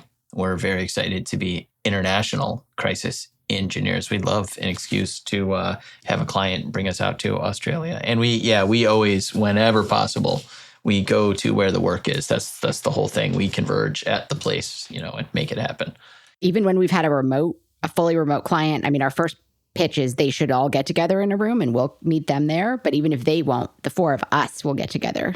Right. And the client will be remote. So this is a sort of technical question about what you do on the ground. But when you turn up, presumably you've been called because the crisis has just hit and someone has absolutely freaked out and gone, all right, fly them over. We'll get this done immediately. I'm guessing if you're anything like us, part of what you're hired for is to calm everyone down.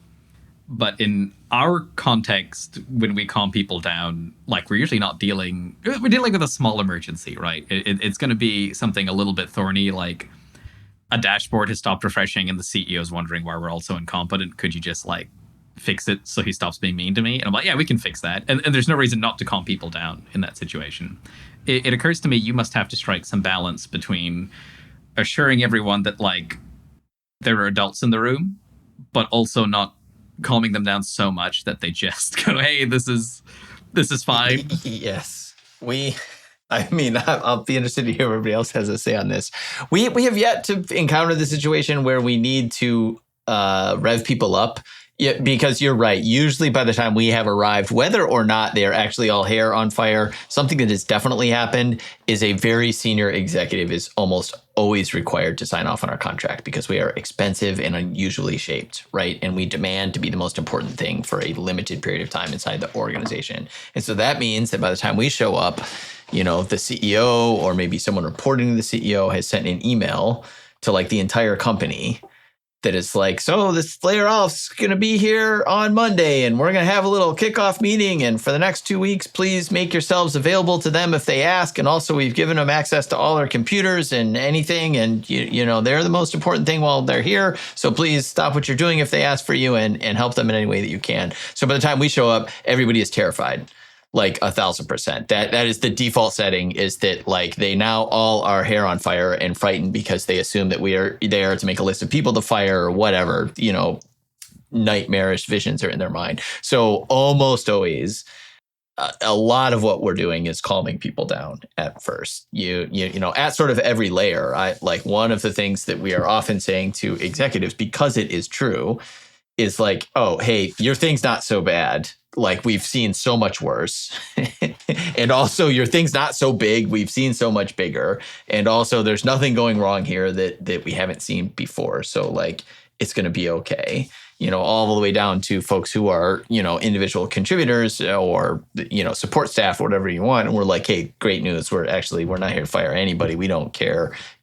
We're super interested in getting something fixed. And try to make good on that trust, even in the first 48 hours or so. Take something that we have learned from someone who is less empowered inside of the organization and make it affect something at a much higher level of power inside the org. And then we can sort of like get that virtuous cycle going where people are like, oh, actually they came and I told them the truth and they made something better for me. Right. Yeah. I sort of joke that when I talk about what we do, that most of it is therapy, because as we've discussed, a complex system, the humans are the difficult part to change. We love it when we can put hands on a keyboard. Changing that is not difficult. And if it is difficult, it's because there's a human in the way of allowing the change, right? And so often we come in with an executive who is, the crisis has led them to realize that they don't know who to trust. And their sense of how the world works and how their organization works and who they would look to is all broken. And in that moment, we have to get them to trust us, who they have just met, to take our sometimes extremely huge and rapid advice. So most of what we do is the calming down and more of like the human work, I would say, than the computer work, although the computer work enables us to build the trust rapidly with the humans. Yeah, interesting. Because that was the point in the book, right? Which is that a crisis is fractal, like it's self-similar. And at first I followed most of it. That was the one part where I was like, I'm not sure I follow that precisely. But now that I think about it, if my team gets hired, people don't like hiring. We're probably not as expensive because we're not hired like in a crisis situation where they're like, here's the credit card with like a blank check, just kind of do whatever you want. But like we don't get brought in unless something has gone wrong at some level, because it looks bad to bring consultants in that cost money for no reason. And like a lot of what we do kind of mirrors part of that. Like when I mentioned getting local admin at government clients, that's mostly like our favorite magic trick to get like the team on our side, because they've usually been frustrated for like 7 or 8 years straight. And when you turn up on the next Monday and you go, hey guys, you never have to raise IT tickets again, they very quickly go from, at the last engagement, we had this guy who became pretty good friends with. And on my last day, he was like, I didn't want to tell you this, but I hated you when you came in. Because he walked at the door and he went, it's another management consultant. I'm so sick of these guys. And he said, like, within the first week, he was like, oh my God, they actually fixed the problem I have.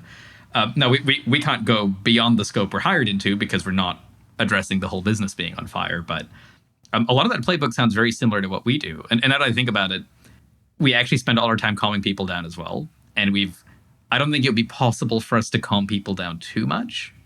I suspect the closest we could manage would be doing nothing. Like literally just don't appear in the office and don't talk to them and don't visibly just hope they forget us. I think that's the only way we could calm people down too much, which is just appear to vanish. We were on a project once where the coffee machine in the cafeteria was broken. and it had cobwebs on it. So like very clearly nobody had tried to fix it. And so one of my missions, that project, was to get the coffee machine fixed. Right.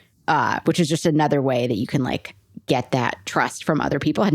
This had nothing to do with coffee, the project that was going on, but it was a sign of like unbelievable neglect. Which she accomplished, by the way. Marina got the coffee machine working.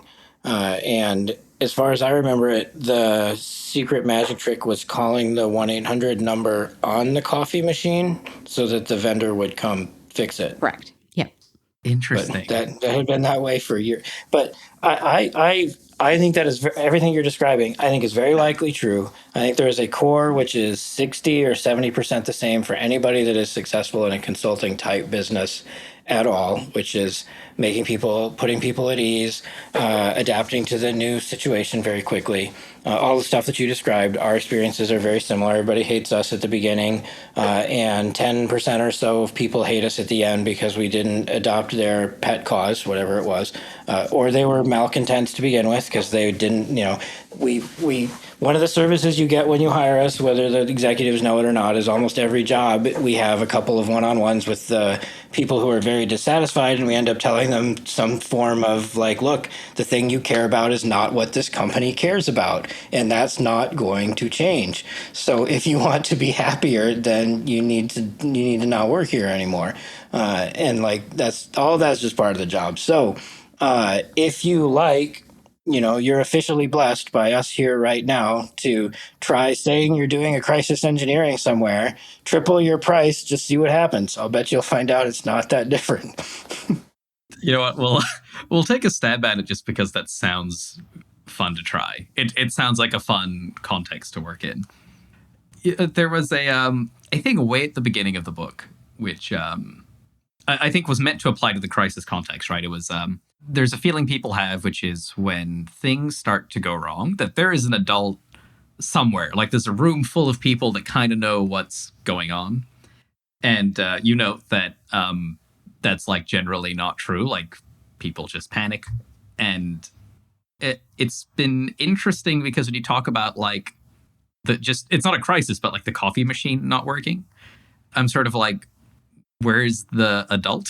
Like, there have been people here ostensibly in charge of making sure that there's coffee every morning for like the past 2 years. And I think frequently the adult was never there and it's just only visible during the crisis.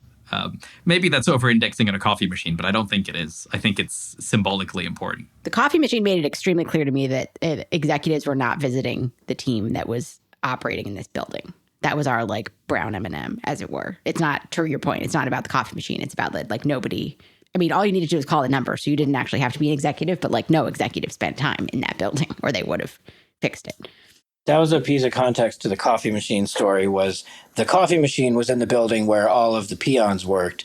The executives worked in a different building on a different part of town. Right, where the coffee machine is fixed immediately if anything goes wrong, presumably. Probably. And this is another thing where, like, we don't want to be the handful of adults in the room. We would love for there to be way more adults, but we have all now been in, like, the rooms, the situation room, et cetera, looking for the adults. And not only are people panicking, but I think we all have a incorrect belief of what you do in that moment. Like, you want to have a debate, like in high school debate club, and you want to, like, review all the information. But ultimately, what you have to make peace with in a crisis is that the information you've been relying on is not accurate. And if it was, you would not be in that crisis. So you really can't trust the things you went in. And therefore, thinking that the solution is to study something for 7 or 10 days or get, 100 experts on the line and this is counterintuitive, but that's not how you emerge stronger from the crisis. It's actually like trying novel actions and seeing what happens. Yeah. The idea of undertaking novel action is something I think about a lot because, when to use like the probably more personal thing people can relate to, like they go through a bad breakup and then they start like working out again and just sort of being adults again. Yeah, I wonder what that's like. Yeah. But there's this sort of like in the personal context, I think one reason that a lot of people, not everyone, but a lot of people bounce back pretty successfully is like society does have good scripts for some things, like social scripts, right? Like if you Google like, hey, I want to lose 20 kilos, it might not be advice you want to hear, but like we do kind of reliably know how to do that. Like you will get a series of steps that if you follow them, you will get an outcome.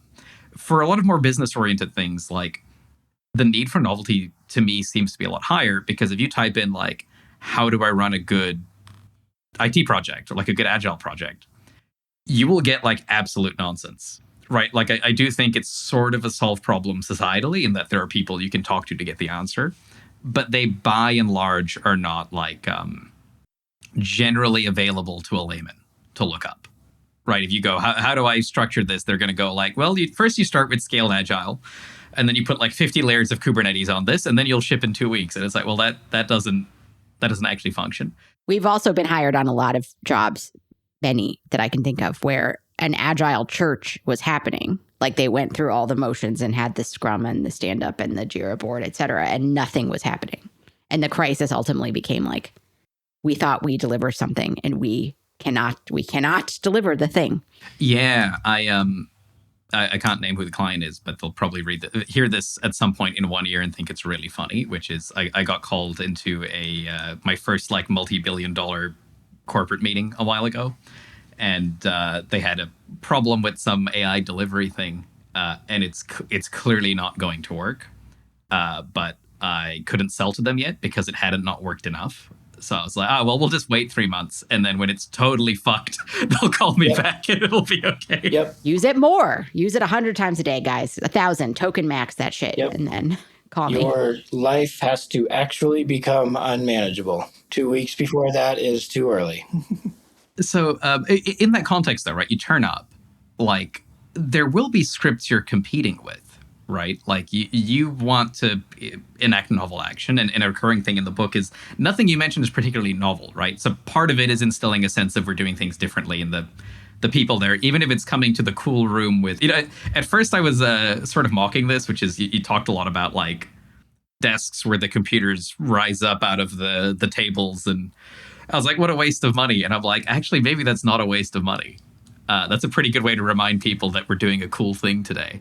1,000%. Something that was true on healthcare.gov is that the operations center looks like it does in a Jason Bourne movie, because that's what happens when you give an executive $10 million and tell them to build an operations center. There's like huge monitors on the wall, and it's all arranged around someone standing in front of those monitors and yelling. Here's the thing that's super useful about that.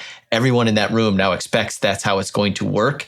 And so to cause something to happen, you simply stand in front of the big monitors and start yelling. Yeah, I gave a talk on something adjacent like 2 years ago, and I didn't advertise the talk anywhere. I gave it to like a very small room in Melbourne. I don't even know if it's available, just about symbolism in non-crisis contexts.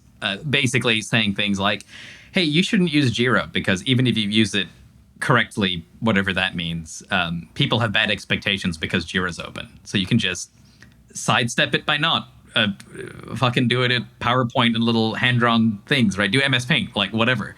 As long as it look like Jira, people don't have like that negative expectation up front. But when you land at a new place, you're probably not the first people on site, right? Because presumably some of the executives in charge have already had 24 to 72 hours to, however long it takes you to like get paid and get on the plane and turn up locally. They will have already started enacting some scripts. And they're probably going to be counterproductive because they won't be that novel. Because again, we don't have like the effective weight loss script for managing a crisis. Like, do you stop those efforts explicitly? Do you just run in parallel? Like, is there anything you need to do? Are you competing with whatever the normative approach is? Because you're not going to be the only crisis effort on day one. You might be the only crisis effort by like the end of the first week or something, right? Or correct me if I'm wrong.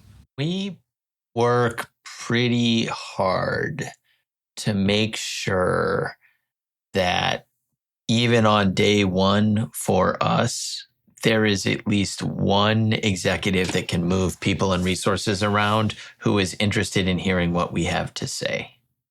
And so that means that even in the case where there is something going on that has already spun up that is dysfunctional and we want to make changes to it, literally what we're going to do is go to the person who's like high enough on the command chain that they are responsible for scope of responsibility and resources for a sufficient number of people in that room and say like, we'd like to make the following changes. Yeah. Mikey, it looked like you maybe had something. Well, I was trying to figure out I am not sure. There's three of us here, so one of us will probably remember if this has happened. I'm not sure we've ever showed up somewhere and had to immediately contend with somebody else trying to run novel actions. Uh, a thing that we do run into a lot is we show up somewhere and there is somebody who very much does not want any novel action to happen because they are sure that everything would be fine if we would have done their thing harder or more. They want to do the thing they were already doing. Oftentimes it becomes we have to figure out in short order of the people who are the noisy squeaky wheels, of which there's always a handful. There are some that have good ideas and have been ignored for probably bad reasons. And then there are some who have good ideas but are ignored for good-ish reasons that we're not going to be able to change. Nobody likes them because they're just a dick, probably. And if that's the case, we might need to find a way to get people to eat the exact same vegetables, but have them look not like the thing that Jim was doing. I just made up Jim. That's not a real person for any Jims that we know. When you describe disguising the Jira as something else so it doesn't look like Jira, like we find ourselves doing stuff like that sometimes too. And it might just be because the person who already tried to introduce the idea that was basically right didn't get it over the finish line for some reason. And now that's burned over ground that we have to avoid. And then, of course, there are the people who are really aggressively advocating for something that we think is an actively bad idea. And for the most part, we are content leaving the job with that person just still not liking us. If they had a bad idea and were a dick about it, then like we didn't need to be friends anyway. That's fair. Marina, you were going to say something, I think? I think we did have one, which is the project Mikey, you and I did, where there was a war room, et cetera, in there. And I think how we got around there was we didn't decide that the first thing was to get rid of the current war room. We basically did the layer Aleph play like next to the war room. And then very rapidly our war room was working and theirs was not. So, but Weaver's plan also we would probably do if that had not stopped, which would have been gone to the executive and been like, look, you hired us. Do you want two of these or do you want the one that you bought? Yeah. If that's the one I'm thinking of, I'm not sure we were even happy when the center of attention kind of shifted over to our war room because now we were doing things like babysitting Excel spreadsheets at 3:45 a.m. And That's the one. Yep. Okay, that sort of happened on that one. Yeah, with special characters in them. It is possibly we're giving ourselves too much credit, but that job was we were working with people who had worked with us before, and they were trying to recreate the magic to some extent that they had seen work before. So they were a little bit imitating the processes they had seen us do it in the past. Is it possible to non-offensively describe what went wrong? Because if someone's listening to this right now and they go, I want to try crisis engineering, and they spin it, they'll probably have to spin something up and pitch it independently when they see a crisis. They will probably make worse mistakes than a team that has actually seen you do it in person. And it sounds like they still ran into some difficulties. I mean, I want to hear how Marina remembers it, but as I remember what were they calling it? Stand-up meeting, war, whatever they were doing. As I remember it, it wasn't even bad.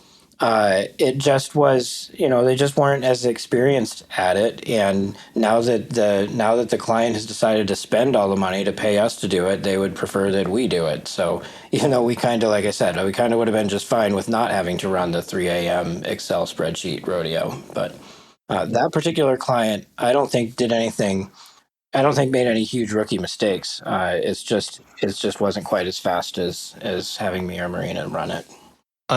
Dysfunction I have seen a bunch that I think is a common mistake is spinning it all up without having a trusted interpreter for all the computer words. So you end up with executives who have the ability to change scope of responsibility, to move resources around, et cetera, et cetera, et cetera, essentially being bamboozled by incompetent technologists who are used to being able to bamboozle leadership by using computer words, right? And so you end up with this thing where there's a lot of heat and energy and there's a center and they're moving money and people around and all this kind of stuff. But one of the major information feeds is essentially lies disguised in computer words, right? And so I think that goes wrong pretty frequently. Yeah, interesting. So, we run into, I mean, I'm being honest. I mean, everyone here's probably read something I've written. I'm very unimpressed with like the average level of technologist we find at a business. We usually, again, like you mentioned, even a place like Deloitte, they've got okay people, but for the most part, like, no, right? We turn up and they're just doing insane things being led by insane people, and everyone who's ever advised them is kind of insane. I don't think most executives are aware how bad the advice they're getting is, but Yep. I think that's probably true. What's interesting is a lot of them notice when they get good advice for the first time. Like I've seen that a lot of times. I've seen executives like suddenly become much clearer headed and start to steer competently the very first time they get quality tactical advice and then watch it actually work. Like that is often a clarifying moment, I think, for executives. yeah, but I noticed you used the word lie there, and it's interesting because I still don't know if I've ever met someone who has like lied, like as in had a thought which is like it is time to deliberately mislead this person for my own benefit. I think I've just met a lot of fucking morons, right? Like, Yes, never attribute to malice and so forth. I've seen both. Yes, there is much more morons, but there's true evil exists in the world, and it does not have your best interest in heart. I have seen technical executives explicitly, consciously use techno babble misinformation to steer executives in a way that benefits themselves. sorry, did you say you've seen technical executives do that, or technical staff responding to an executive? Yeah, Both. Yes. both. And a lot of that, I think, in a crisis in particular, which of course, when I'm mostly interacting with people, and I'm not excusing it, but it comes from a place of anxiety where people do not believe they can say, like, I don't know. So they will, like, to your point, like, or maybe they're not all super evil, although there are some people, but they're going to give an answer, or they want to appear smart, so they're going to give you some like gobbledygook thing. And we are quite good at, and this is a skill certainly if you're listening that like you might be great at, we are quite good at calling out the gobbledygook, but also at using plain language when talking to executives. And we talk about that in the book. Like that communications chapter, I think, is really important. In a crisis, I often see technologists like way over communicate with the governor. Don't give the governor your new relic dashboard.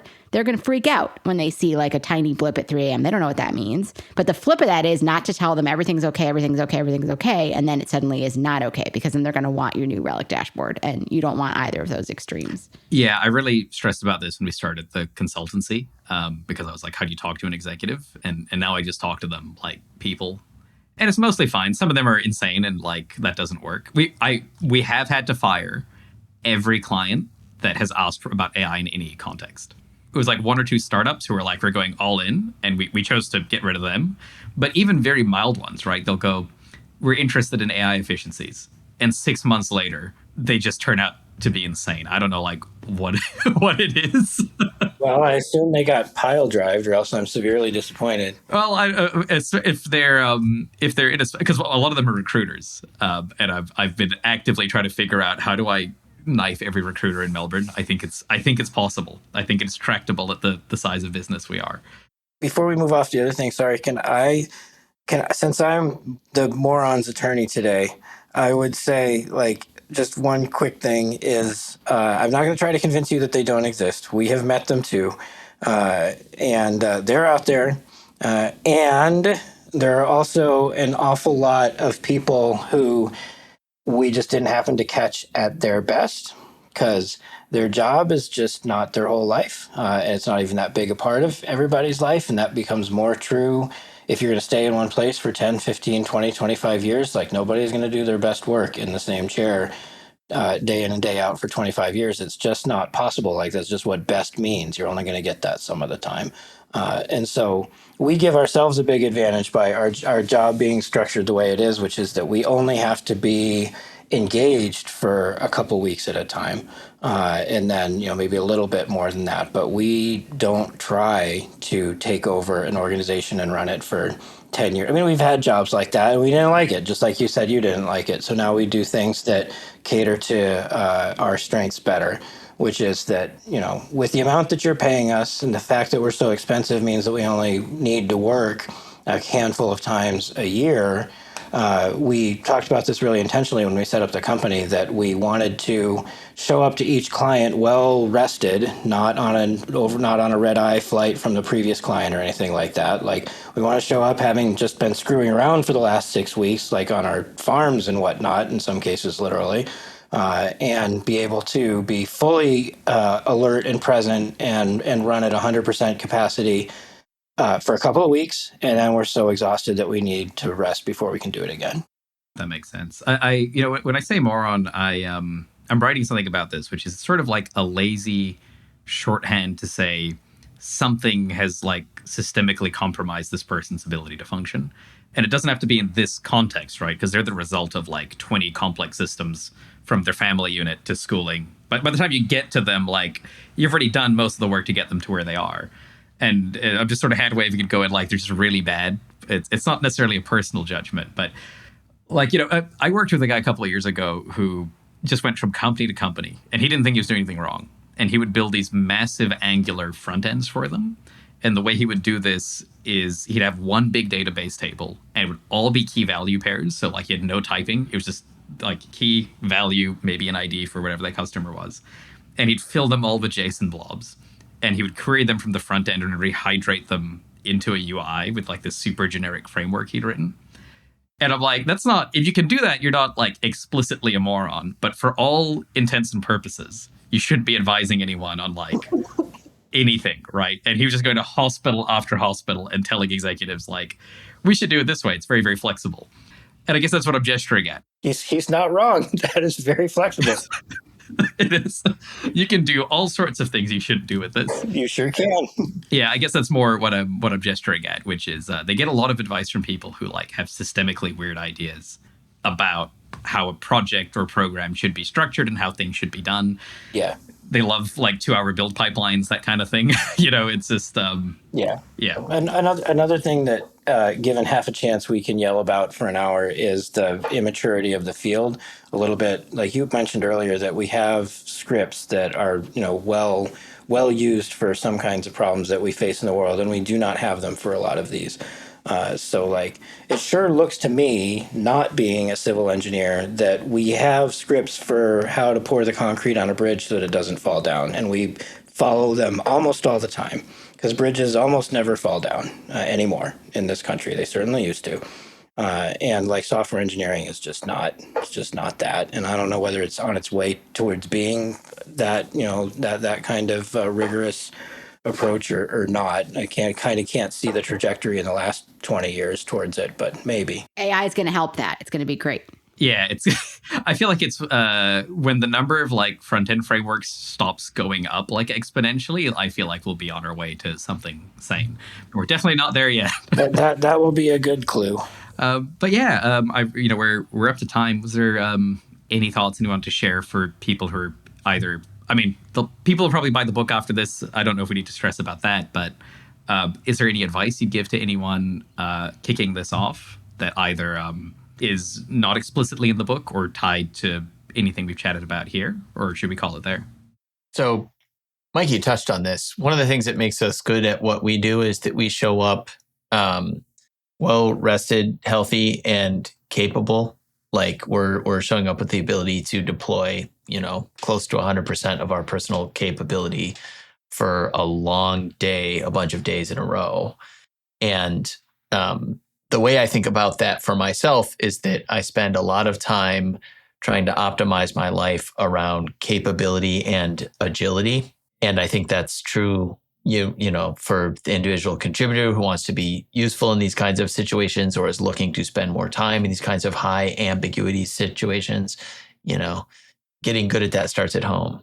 Like optimize for capability and agility in your own life, and all the rest will follow. I really like that because I agree with it. But if you just snip the last bit out of context, it sounds like the worst LinkedIn thing ever. You just gotta. It's X, not Y. I think 4 years ago, if someone had told me I need to optimize for agility in my life, I would strangle them. But now I agree. Now that I've experienced good agile, I've changed my mind. Anti-fragility from whatever Taleb. his name is. He wrote the Taleb. Yeah. Yeah, he just does Taleb does a million books that are like 20% very insightful, 80% like deeply upsetting. And Antifragile is one of them. Is ours one of them? No, yours is just good, unfortunately. I feel like... Yeah. Something must have been upsetting. I think it's upsetting if you're a certain kind of person. I like the footnote about the government can't call a thing a crisis. Like, that was fun. We appreciate you reading the footnotes. And I just want to say, I am such a fan. We have been a fan of yours for a while. So this is really an honor to be on here and know that you read our book. Like, oh, thank you. No, you're so funny. You're up there with Matt Levine for me in terms of like, I save your articles to like enjoy with a cup of coffee. Oh, thank you. I appreciate that. It's really weird for me because I have the opposite experience. Like, it's really interesting because most of the reading material I have, or that I draw inspiration from, is like relatively old. You know, I think the most recent book I've taken serious inspiration from is probably like 2008. And it's not to say we don't produce lots of good books now. I think generally in the business and tech space, we sort of don't. I don't know if we don't, or there's just so much you have to wait 10 years before all the cruft dies out. But something's going on, right? Like we produce a lot of books that have really catchy titles. And all the good books are things like, it's called like the Go programming language, like something that's so surface level boring that like people just would want to pick it up.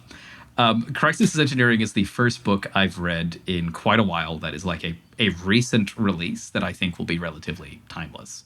Like I think people will still be reading it in, I think 100 years is a high bar, but like 20, 30, 40 years, like I think it's going to be a go-to. There's just nothing quite like it out there. And it's very deeply multidisciplinary. And it's clear that you're all very well read. And it just like doesn't turn up a whole lot. I've heard of, there's another field. I forget what it's called. Resilience engineering. I think I've heard people talk about that before. Yep. Sure. Yeah. It reminds me of that, except no one in resilience engineering has produced something suitable for mass consumption. Every time it comes up, someone's like, well, you have to go into the secret Slack channel that only lets like 6 people in a year. And I'm like, well, I'm not going to do that. Yeah. There's a lot of good stuff out there. And we, you can't possibly know how excited we are to hear you describe the book that way. We've had the same experience. You might notice that almost nothing we have cited was published any later than 1980, maybe. I don't know. All the stuff that we find that really we think this person sounds like they really know what they're talking about. It's a long time ago, and I don't know why either. Like it's tempting to just say that the tech industry recently it doesn't have any good ideas and sucks, but which kind of looks true. But or industry in general, since the tech industry has been the biggest, at least the only growth industry in the U.S. for a long time. But I don't know if that's true or it's a selection bias, factor that happens. But we have the same experience anyway. Like in World War II and in the 20 years after that, people really, really cared about understanding how to make big organizations work and get big projects done. And we got the biggest projects done during that time. And what's happened since then? I don't know. There's, various 15,000 word Atlantic think pieces on it you can read, but I don't know. I think it's partially tied to language itself. A lot of modern books are... something that's interesting about your book is I think it is pretty profound and deep while still having colloquial language. And I think that's quite hard to manage because I think a lot of colloquial vocabulary kind of pushes people towards expressing ideas in a shallow way. And they're probably thinking that way when they wrote the book. Like if you look at the actual form factor of essays delivered in the 80s, like, Fred Brooks kind of things, like Fred's, The Mythical Man Month or No Silver Bullet, like they're not actually very dense in terms of what their prose is like. Yeah. Like, the ideas aren't super deep, but they're influential. But he does sort of, just write competently. And use big words. And like, that's very much not the trend now. Everything is sort of, have you ever read The Phoenix Project? Yep. So I don't think it's actually that bad a book, even though I've bullied it before online. It's the Who Moved My Cheese of, yeah. Yeah, like I learned some things from it and then I moved past it pretty quickly. But it is like a badly written book and it expresses ideas in a really I hope no one here knows Gene Kim and it's going to get like really, it's not like personally difficult for me to say this, but well, yeah, it's just not very well written, and it sort of portrays characters in a very shallow way, and it's a shallow understanding of business, and it's got some interesting ideas about like fast feedback loops. But yeah, and you know, like in a lot of DevOps circles, like that's the best book. They're like Phoenix Project. That's where everyone gets started. It's the end all and be all. Like, it's like mid at best. I don't know. Yeah. So many of those are like, the book exists because here's a thing that worked once at one company, and also we airbrushed off all the messy parts before we put it in the book. That's what I feel like I'm reading with an awful lot of what Marina calls business erotica that gets published. Yeah. They all have one thing in common, which is they attempt to be realistic by having one person be the dick. So they're just like, there's one villain, and everyone else here is completely on board and is not looking for a new job, even though the company's going under, and just like complete parody of how actual humans behave. And then the villain gets their comeuppance at the end. There's another one called Radical Focus, where the villain is just like some random developer. And just 80% of the way through the book, he just goes, they overhear him going, I'm secretly putting bad stuff in the code base so they can never fire me. And then they get to fire the developer, and everyone's like, yeah, you know, we got rid of him. Except he hadn't been casted the villain, like, for the rest of the book. He just literally out of nowhere, they fire a random guy, and it has nothing to do with the story. And I went, wow, people really hate engineers, huh? Like, they just really fantasize of firing them for no reason. But yeah, thank you all so much for coming on and saying kind things about my writing. I think it's worse than your writing, but I didn't put a book's effort in, so maybe one day I will.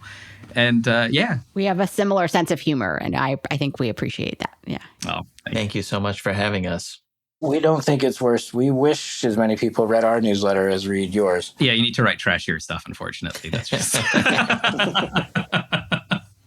But yeah, thank you so much for coming on. Thank you so much. Good to meet you. Thank you. Bye.